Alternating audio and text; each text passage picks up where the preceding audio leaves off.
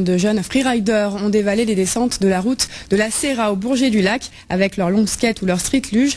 Une journée organisée par l'association Sockboarding à l'occasion de tester ses limites. Delphine Rouault était sur place.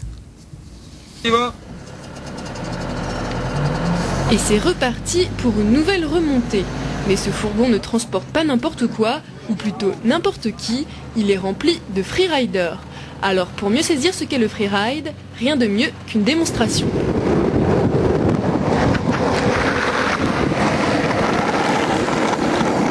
Et quant aux sensations, on a l'impression d'être un petit peu tout petit sur cette route quand on commence à prendre vraiment de la vitesse.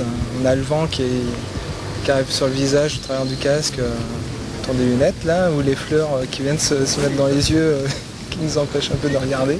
Concernant l'équipement, casques et combinaisons sont de rigueur. Certains collent même des morceaux de pneus de scooter sur leurs semelles afin d'améliorer le freinage.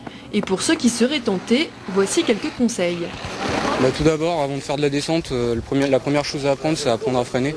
Parce que forcément, si on prend de la vitesse, il faut savoir s'arrêter.